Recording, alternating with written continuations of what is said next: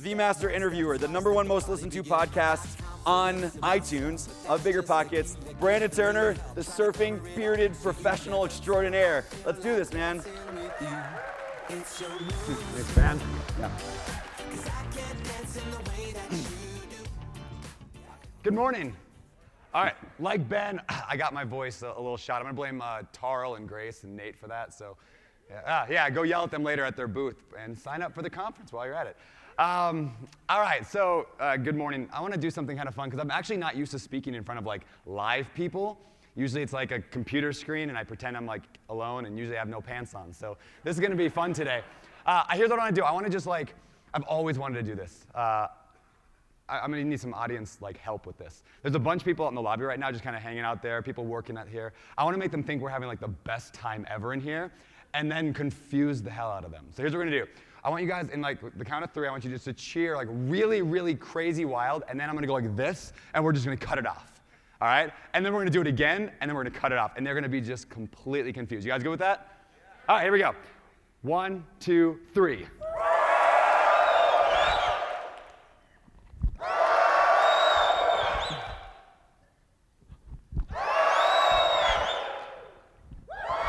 Okay, good. Now, yeah, everybody is confused out there right now. All right, good morning. They tell me, I've been told numerous times, you have to start a presentation with a joke, so I'm going to start with one. Did you hear about, oh, where we go. Come on. No, my clicker, is it working? Clicker, clicker. Oh, it is working. I'm just not, I don't know what I'm doing. All right, here we go. There's a delay, isn't there? Hold on, hold on. This one, this one. All right, here we go. Look at that, I'm good now. Did you all hear about the lady in Denver last week who fell into the well? She couldn't see that well. But that has nothing to do with what we're talking about today. I just really wanted to tell a joke. It's my favorite joke. All right, raise the hands real quick. Anybody here ever like go through an entire week and at the end of the week you look back and you're like, I didn't actually accomplish really anything important all week? Anybody else like that? Happens all the time. Like we get caught up in this whirlwind of just life, of everything happening, and the most important things tend to not get done. A couple weeks ago, I was sitting with my friend Ryan, who works with me at Bigger Pockets and in my own real estate investing, and I had written down at the beginning of the week, the most important thing I can do all week is to meet with Ryan about this one thing. And then on Saturday, I'm looking down at my like notes, I got this little journal, and I'm like, I didn't even do, like the only thing I identified as the most important thing. And that's because most of our life is driven by habits. And so we have these habits all day long. For example, do you guys know what shoe you put on first? Who puts on their left shoe first? You know, like if you think about it. Left shoe first? What about right shoe first? What if you have no idea? Start looking at it. Like you'll notice, like you'll put on the same shoe every single day. And in fact, James Clear, who wrote a book on habits recently, cited a study from Duke University that says 40% of everything we do all day, 40% of everything we do is like complete habit that we're not even thinking about. How about this? Anybody ever drive down the road and then realize, like, I don't remember the last 10 minutes? That ever happened? That freaks me out. I'm like, did I die? Like, I'm still here, but it happens a lot because we're just driving on habit, right? So that's what we're talking about today is habits that real estate investors have. So things like I had a coffee habit for the longest time, caffeine. I was drinking it all the time, and getting off of caffeine was tough. I finally did a couple weeks ago, but it's a habit, right? They control so much of what we do. Now I just drink decaf because now I've replaced the caffeine habit with just drinking coffee habit, right? There are habits like, you know, I play racquetball sometimes. That became a habit for a long time, and then I got out of the habit of playing it. So habits are neither good nor bad necessarily, right? It's just part of life. The bad news is most of what we do is controlled, or a good chunk of what we do is controlled by it. So when we allow that to happen, our whole entire life just becomes almost autopilot. So we get to the end of our week, end of our month, end of our year, and nothing's really changed. So that's the bad news. The good news is, though, we have the power to change our habits, which means that if our habits control our future, and we have the power to control our habits, then I don't know what mathematical principle that is, but we have the power to control our lives in a large way. So we're going to talk about how to develop some habits today. There's a few that, over interviewing 300 people on our podcast, we've learned and seen over and over and over. There's some habits that the best real estate investors I know have. And a lot of you will have it as well, and you know, good. But even if you know these things, I want you guys, as we're going through these 4 habits today, ask yourself, are you applying these to your life? So for each habit I talk about, I'll give you some suggestions on how you can try to incorporate it more into your investing, more into your life. And it applies really to anything. I mean, we're talking real estate, but you could replace every time I say the word real estate with like, getting a six-pack or, I don't know, running a marathon, whatever you're into. All right, so quick story. So not really story, but example. This is my nephew, Carson, and my in-laws. We're playing Jenga. Who's played Jenga? I love this game, Jenga, right? You're stacking these things and trying to get all high and it falls over. All right, so I'm going to tell a quick analogy of Jenga. This is us playing just this past Christmas, spent some time together. And I just love my father-in-law's face there. Just like, that's how everybody looks when they're playing Jenga, right? You're just like, ah!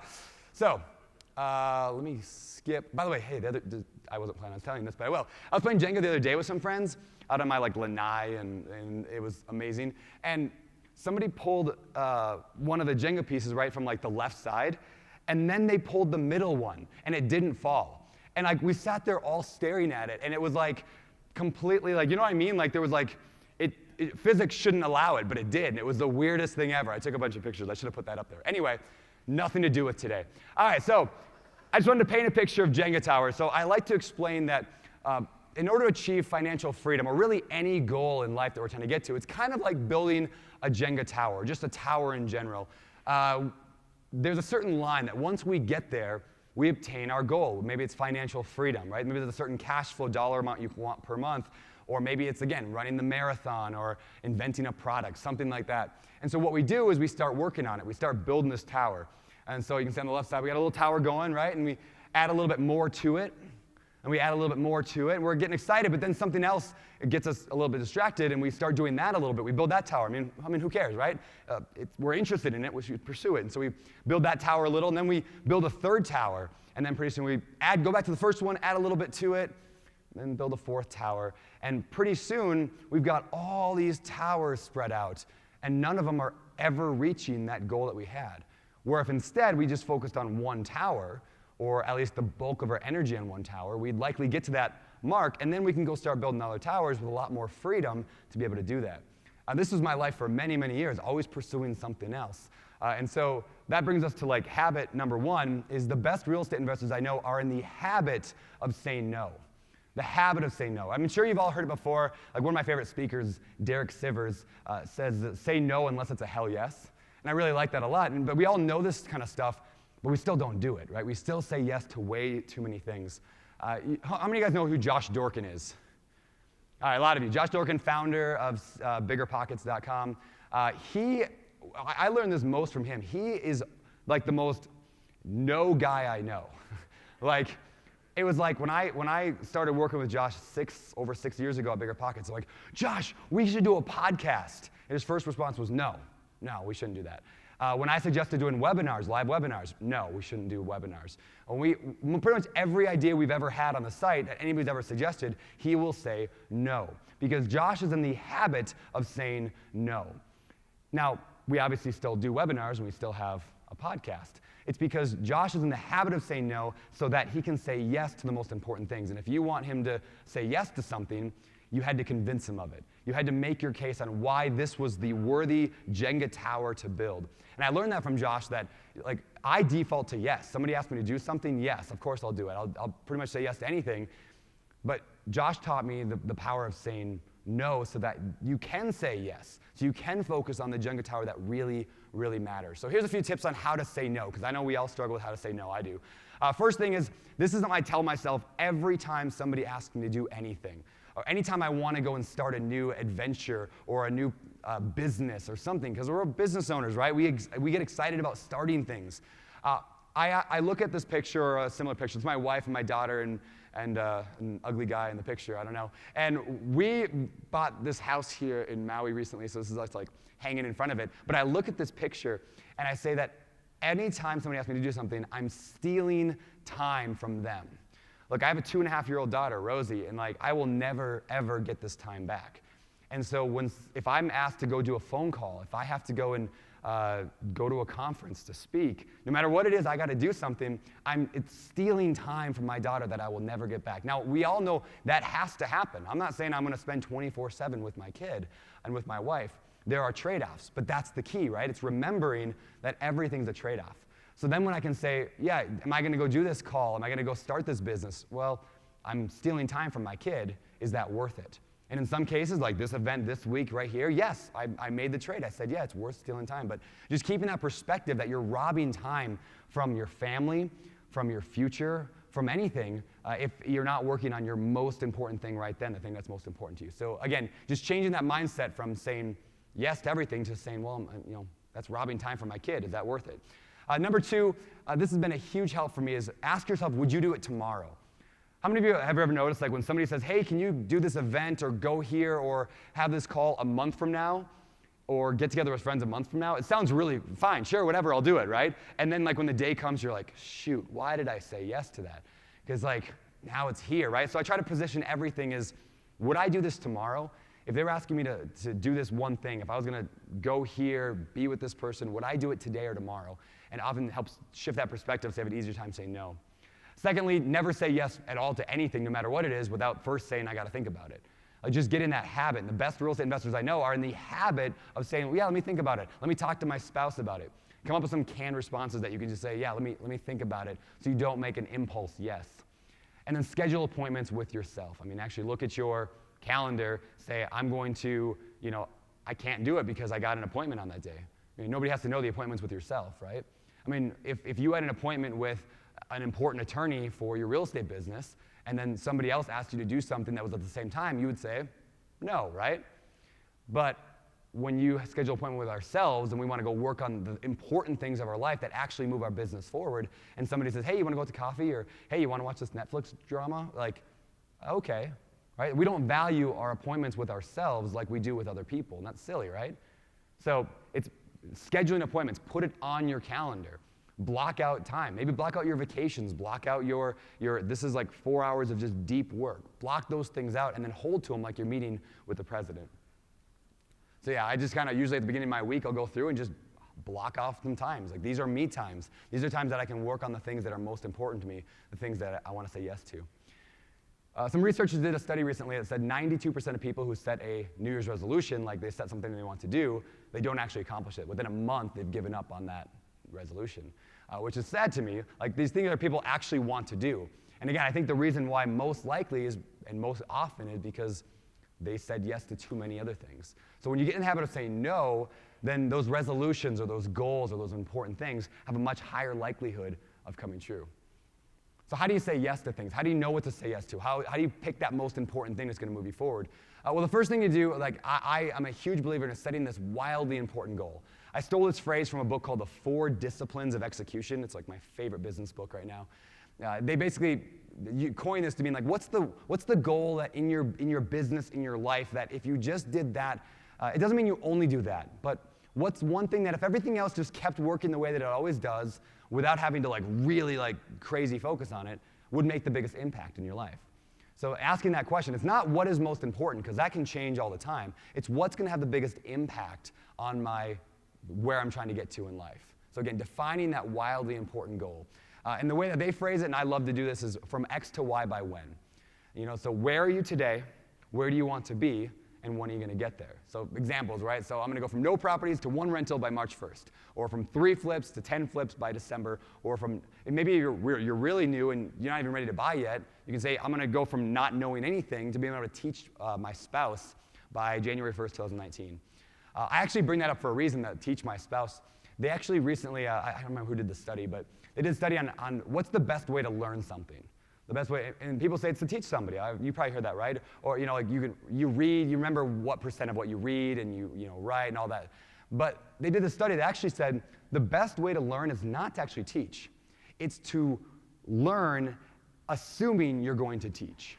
It's a subtle distinction, right? Is when you're learning a topic, assume I'm going to have to teach my spouse this. And they found that is actually by far the best way to remember and to learn anything. And so anytime I read a book, I'm thinking, I got to go and teach this on a podcast or a webinar someday. I might not, but when I read now, I think, I'm going to teach my wife this, or I'm going to teach my friend, my partner, my employees, my whatever, and that will help you retain things the most. So anyway, I just thought it was a cool tip.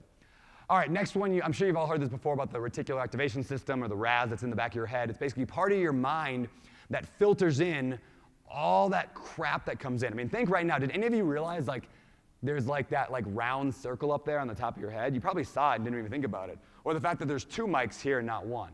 That probably went into your head at some point, but nobody thinks about it, right? Or how many flowers are on stage. I mean, there's a million things going into your head right now, and you didn't even notice it. Right? You just keep pointing things out. Like I'm wearing running shoes right now. You probably didn't see that, right? Like there's just little things, right? Because your brain is saying that's not important, not important, not important, not important. That is important.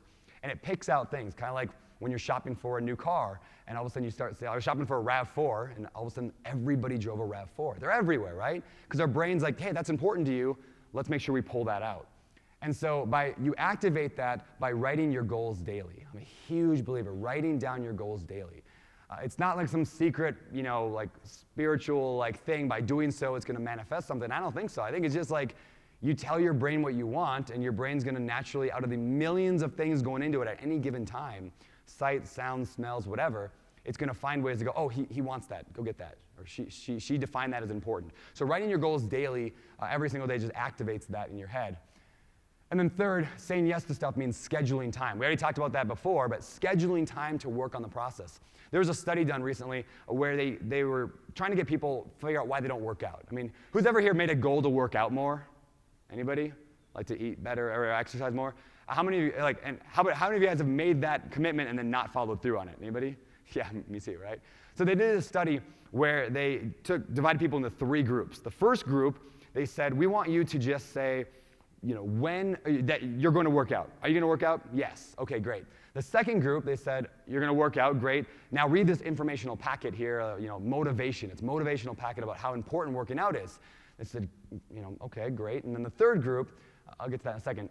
The first group, though, 30% of those people actually worked out. I think it was actually 32% actually worked out that said they were going to. The second group, who had that motivational pamphlet, it was like 28%. It actually dropped a little bit. Like the motivational pamphlet made it actually worse for them to work out. The third group, it was 92% of them ended up working out. 92%. You know what they did? All they did was asking people to do a 10-second trick. And if you watched my YouTube video a couple weeks ago, I said this. All they had to do was define what day they're going to work out, what time they're going to work out at, and where they're going to work out. So it was what day, what time, and where. And by doing that, they increased basically 300%, from 28 to 30% roughly, all the way up to 92% working out, just by defining day, the time of the day, and the place. And so we're going to incorporate into our lives as well. I'm going to analyze the deal on this day at this time. When you're planning your week, just being conscious of that by planning, again, your day. So schedule time to work on your process. So that's habit number 1, to say no so you can say yes to the most important things, right? All right, moving on. Number 2, working on lead measures. A lot of us focus in business on lag measures. Lag measures, let me tell you the difference. And if you can't, my weird accent, it's like my half Minnesotan, Washington, Hawaiian accent. It's like lag, L-A-G, and lead here. A lag measure is like the result, the end, right? Lag measure would be your weight on a scale. A lead measure is how many times did you work out? How many calories did you eat? Lead measures are things we can control. Lag measures are the result of that. Now, lag measures are great. Goals are generally lag measures. I want to weigh 170 pounds. That's great. But lead measures are actually what gets us there. Hal Elrod, who wrote The Miracle Morning. Anybody read that Miracle Morning? Wow, yeah, all right, great book. They say, and it's actually one of the other, in the series of The Miracle Morning, but they say that every result you desire is preceded by a process needed to achieve that. So they say, when you design your process and stick to it, for an extended period of time, the results take care of themselves. So when you design and define your process, what does that process look like? In other words, what are your lead measures? What's going to get you there? The best real estate investors I know are in the habit of continually focusing on lead measures. What are the things? They focus and they track their lead measures. So maybe I'm going to analyze one real estate deal every day to determine how much I can pay for it. If that was a lead measure, if every single day you just did that, obviously, there's more going to be involved, but if that was every day my lead measure is to analyze that deal, or maybe I'm going to make 3 offers every single month. I get new investors all the time. I know this is a higher level, generally, room here, but I get new investors all the time saying, I can't find any deals. I just can't find any. And the question I always ask is, how many offers did you make this week? And what do you think the answer is? 0, right? Okay, well, how many deals did you analyze this week? 0. All right, well, how many leads did you get? 0, right? Is it any wonder? It's the same person who says, I can't lose any weight, I can't get in shape, I can't run that marathon. Well, how many calories did you eat? Well, I don't know. Because nobody's tracking their lead measures. They just look at the result at the end of the day. So this is like a quote I just love. I don't know who said it. I'm going to pretend I made it up. Progress happens through process, right? Like if we want things to happen in our life, we have to have a process needed to achieve it. Jim Rohn says life doesn't get better by chance. It gets better by change. It's something that we do. We have to affect change in our life in order for progress to happen. It applies to almost everything we do. So what does that process look like? Well, for most real estate investors, and you probably heard me say this before because I harp on it continually, it really looks like this for almost, I would say every real estate investor in the world follows the same 4-step process. They get leads somehow. Some do better than others. They analyze those deals somehow. Some do better than others. They pursue them, meaning they make an offer, they go after it, they talk, they go for it, and then some of them get success. Now, I would say every single real estate investor follows this funnel. Not all of them know it, but the ones that I know who are the best real estate investors, the ones doing lots and lots of deals, big deals, they are really good at every part of this, and they track this. They know how they're getting leads, and they're tracking the number of leads they're getting. They have a system for analyzing. They know how to do that quickly and effectively. They pursue deals on a regular basis, and they know how many offers they're making, what kind of closing rates they're getting, and then they get success sometimes. But again, working backwards, a lot of people just wonder why they're not getting any deals because they randomly go on Zillow to go look for something occasionally, right? It's just being about being intentional about building that habit. And then also tracking habits. I'm a huge believer in tracking habits. So if there's something you want to get better at, I actually use this exact little habit tracker every single day. And I write down, did I do that on Sunday? Did I do it on Monday? Did I analyze a deal? Did I work out? Did I make any offers? Like these are habits I'm trying to build, and when we track things, they're more likely to happen. So when we're tracking your workouts, you're more likely to work out. So again, tracking habits, and that's, again, working on your lead measures. Number 3, accountability. Accountability, having other people help you achieve your goals. This is a habit. A lot of the best investors I know have a habit of accountability. Now that could be a coach, it could be a mastermind group, it could just be your spouse on a regular basis, but it is a habit. It's not something that they accidentally just randomly do. Then the habit of accountability. There was a study done, her name was Gail Matthews from Dominican University, took a group of people and they divided them into 5 different chunks. The first group, they had unwritten goals. Everyone set a goal. And these people did not write their goal. They just had a goal in mind. And then they monitored them for a certain period of time. I think maybe it was 6 months or 3 months. But they tracked to see how they do on their goals. In the first group, 42% of it, it's like 4.2 out of 10. So 42% of them accomplished that goal at the end of the period. Out of the next group that had written down their goals, 60% of those people had actually accomplished their goal. And we've all heard that, right? Writing down your goals dramatically increases your chance of achieving them. Great. The third group had the written goal, but they also had to define what process or what action steps they were going to take, right? We just talked about what lead measures are going to get them there. It actually dropped a little bit. That's interesting, right? Didn't I just say that lead measures help you get there? Well, they do, but there's something that's missing from this, right? The third part, or the fourth group, they had them just tell a friend. They just had to publicly declare, like, this is my goal and this is what I'm going to do to achieve it. And that actually did increase a little bit back up to the normal, like, where they're trying to get to, their goal accomplished, 64%. But the final group number 5, they added accountability, weekly accountability. Just like every week they had to check in with their friend or with a coach or with somebody, and it bumped it to 76%. I mean, if you had a disease and you went to the doctor, would you rather be told you had a 42% chance of living or a 76% chance of living, right? And when it comes to goals, having that accountability, the difference between not even writing down your goals and having goals with a process and accountability can almost double your chance of achieving that goal. I mean, this should like really excite us as investors because, I mean, it's not a guarantee we're all going to succeed, but we can dramatically increase it. And this is what I see over and over and over and over on our podcast and when I talk to real estate investors. The best investors do all of them. They have goals. They have a process that they follow. They have weekly accountability. They have coaches or mastermind groups, and they just work this to achieve their goals. And that's why they pull ahead so well. I want to throw out this. I'll go really quickly this. I don't have a lot of time, but when I have a couple of different mastermind groups, and a lot of people think that'd be cool to have, but you don't have one. This is a great venue to find people potentially to join in a weekly Skype call or a Zoom call. It doesn't have to cost any money even. And this is kind of the way that we set up our calls. So I'll just throw it at you. Basically, we do 5 minutes of high and lows, like what was awesome last week, what sucked last week. Then we move into goals and last week's commitments. Like we redefine every single call. This is what I'm working for in this group. I'm working for achieving this or that. And then last week I said I was going to do this. Did I do it? And there is power in saying those words. Last week I committed to what? Because then you have to say, and I didn't do it. And then everyone's looking at you like you're a moron because you said I committed to it. It's usually not that big of a thing, and you didn't do it, right? You usually only do that 1 or 2 weeks in a row before you really look stupid in front of your friends and you start actually accomplishing your goals. So again, that's where that accountability comes in handy. And then we usually pick one person. We usually rotate them through on a hot seat. So if one person has an issue, maybe it came up in the highs and lows, but we try to just keep it on rotation between the 4 or 5 of us. And then we end the thing with 15 minutes of just what is this week's commitment? Like, what do I need to do to achieve my goal this week? And we define what that is. And if you guys want, I just put a thing in the Bigger Pockets file place. If that is my actual like mastermind group worksheet, we actually just work through it every week. Just go to biggerpockets.com/best-ever. You do have to have a free Bigger Pockets account because it's in the file place. But anyway, download that if you want it. We actually literally one of us will actually write down every single time each of those spots, the spot for each of those sections we just talked about. So if you want it, take it. It's kind of cool. Number 4, the habit of gratitude.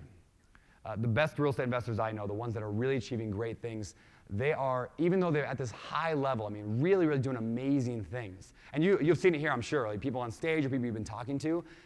Just because you've done a lot of real estate doesn't mean you're a greedy jerk, right?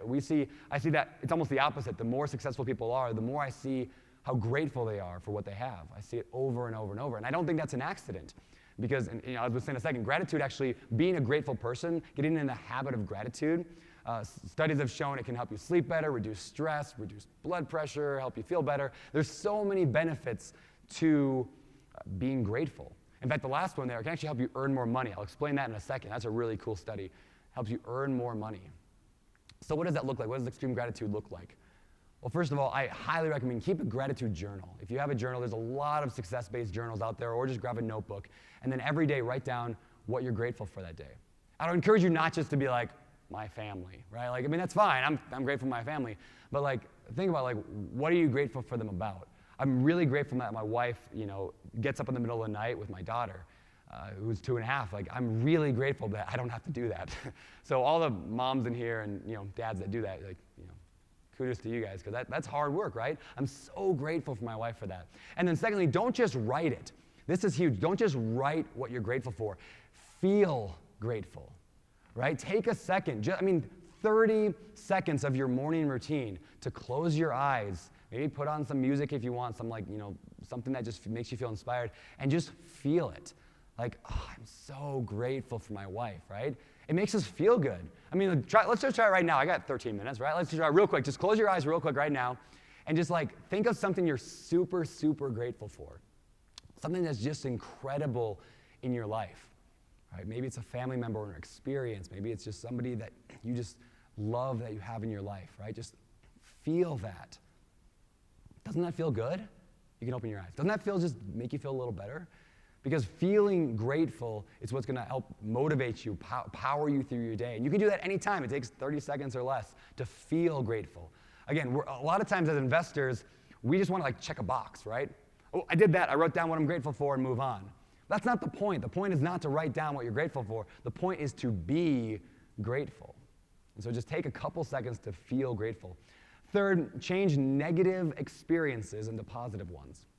Oftentimes we can say, and this is an obvious thing, right? But we still do it, right? Oh, yeah, I had to walk here in the snow today. That sucked, right? Well, I got some exercise today, right? And everything we do, we tend to not feel grateful because something's going wrong.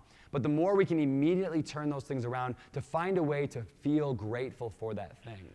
It's be grateful in anything. Because there's always something we can pull out, something that we can feel grateful about. And even in a horrible case, like somebody got cancer or somebody passed away, we can find a way to be grateful for what they did bring to our life. We can find a way to feel grateful for who they were, who they are. Again, find a way to take those negative things when it takes us down, because negativity just spirals, right? And the more negative we feel, the less likely we are to work on our business, the less likely we are to want to excel and exceed in life.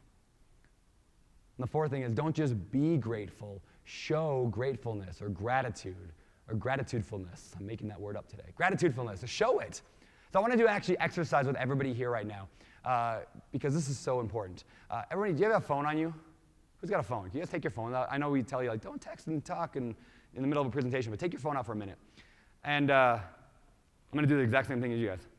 Take your phone out and text somebody right now. Like, text somebody that you're grateful for them, right? Now, this is maybe a little bit weird, right? But just like somebody that you're just grateful for them. And what are you grateful for them about? Right? Just one little thing. So I'm going to do it right now. I'm going to actually text. I'm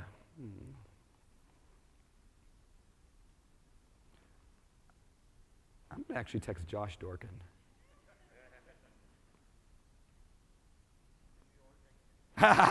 Everybody text. That'd be so funny. That would be so. No, we can't do that. That'd be so funny to put his phone number up and have everyone text him. No. No, he would kill me.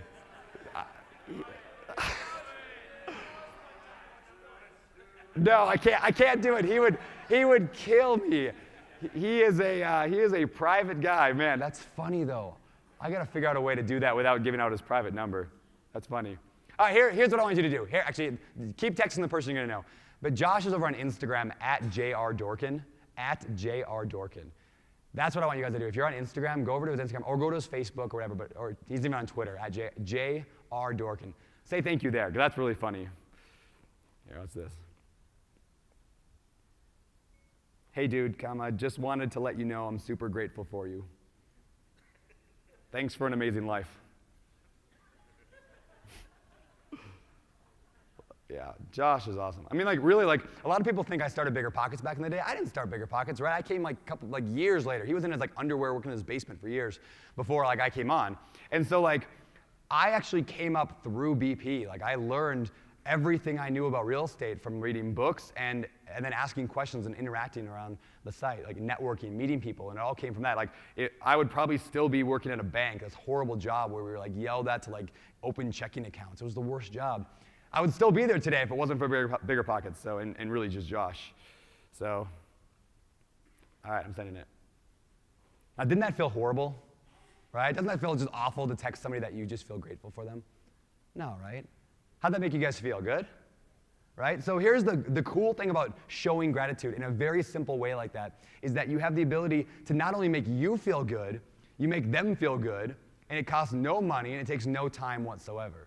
It's just showing gratitude to somebody in your day. And again, this isn't about showing gratitude. This is about habits, right? We're talking about habits today. So how can you get in the habit of showing gratitude? Well, a lot of times when I try to build any kind of habit, I try to find a way to automate it or to make something else trigger my habit. For example, if you have an iPhone or even Android can do it,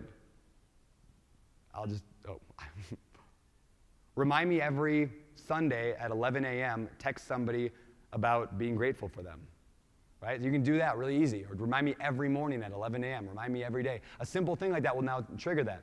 Another way to build habits, while we're on that topic, and I have 8 minutes, building them off of other habits is one of the best ways to build habits. So if there's a habit you're trying to build, for example, every morning you want to spend 30 seconds feeling grateful for somebody, anchor that to another habit you already have. Maybe you brush teeth every morning, hopefully. I won't ask how many you do, but hopefully you brush teeth, right? That's a habit you already have. Now anchor the gratitude to that. Maybe take a Post-it note, stick it on your mirror, says feel grateful. That's all it can say is be grateful, right? And now you anchor that to the other habit and you're more likely to build it. And there's differences on how many days you have to do it. Some people say 21 days, 30 days, 40 days, 90 days, whatever. It doesn't matter, right? The point is just start doing it and anchoring it to a habit that you already have established. All right, number 5 is give generously. Give generously. That means of your time, but yeah, it also means of your money. If you've got money, if you've got even $1 extra, consider giving that away to somebody that could use it more than you, a charity, somebody else. And a lot of you are saying, well, I don't have a lot of money. Well, that's fine. Give what you do have. It's not about the amount you give. It's about the heart of giving. And I say this, yes, it makes us feel good to give and it helps the world. I'm trying to be a good person, right? There's also a really selfish reason to give away money. There's this guy, Arthur Brooks, he wrote for the New York Times, and he's smart guy. I don't know what his exact credentials are, but he said this: more giving doesn't just correlate to higher income, it causes higher income. And not just a little. Imagine 2 families that are identical in size, age, race, education, religion, and politics. The only difference is that this year the first family gives away $100 more than the second. And based on my analysis, I'm going to put that there. Based on my analysis, the first family will, on average, earn $375 more as a result of its generosity. Isn't that cool? Just by giving away money, science has shown you actually will potentially earn more. Now, is it a guarantee? Of course not. But like this is like a truth that's rooted in almost every religion out there, is that when you give, you'll receive. Now, again, it's not a guarantee you're going to, sow your seed of faith and suddenly get millions of dollars. But there is something in our heads, the way that we work, that says when we give away money, we receive more. We somehow get more. And I just think that's fantastic. And so if you're thinking, I don't have a lot of money, give away something. Give away, and if you really have no money, find a way to cancel your Netflix and give that money away. Like, do something that helps you give it away. It's just being grateful for what you do have. And the way we show that oftentimes is by sacrificing what we do have and giving it away. So again, giving away money is a good way. So to sum up, habits define everything that we do. In a large way, habits define who we are, where we end up in life. So we have the power to change those habits. So by saying no, get in the habit of saying no so you can say yes. By getting into the habit of working on lead measures and tracking your lead measures. By getting into the habit of accountability. And by establishing the habit of gratitude, we can direct our lives the way that we want. Thank you. Look at that.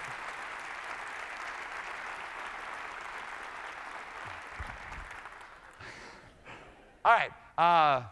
Cool. All right. Yeah, I thought it was going to go way long. I have 5 minutes extra. So I'm going to open up to a couple questions, and then we'll just do the panel, which I'm super excited for. So any questions at all? I know this is yeah, okay, cool. We have boxes around here somewhere, right? Oh, there it is, right over there. Right there. Look at that throw and that catch. It's Mike.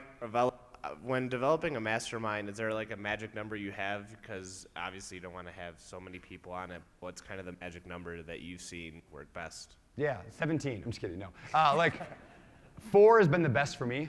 When we've the groups that I've been in a number of them over the last decade. When I've had 4 or 5, it's worked out pretty well. If I had more than 5, it would just get, I think, too many people to try to get it done in an hour. You could do it, and there's other groups, like there's groups that have 20 people show up, But on a call, if you're on like a Zoom or Skype call, I like 4. 3 is okay. 2 it's fine. But 4 has been the number that works best for me. Anything else? Oh, there we go. Good morning, Brandon. Good morning. Jason Lewis, EcoSpace here in Denver. I've been using the best self-planner for several years. It's been literally game-changing. So Yeah. I've seen that you guys kind of got your own. Is there any tips or suggestions to maybe people that what they're maybe looking for? Because I know there's a lot out there, and they're all kind of different in different ways. Yeah. So what you like and don't like about a daily planner. Sure, that's great. Daily planner. So we did launch one in December. We actually completely sold out. That's a great story. Basically, the publishing lady at Bigger Pockets was like, I told her, we're going to sell out. We're ordering 5,000 copies. We're going to sell out. She's like, no. And I'm like, hold my beer. And then we sold out. No, I didn't have a beer. But anyway, we sold out, so you can't even get our journal right now, but we'll have one again later in the year. But journal. I used the Best Self for a good solid year. I love the Best Self journal. It was fantastic.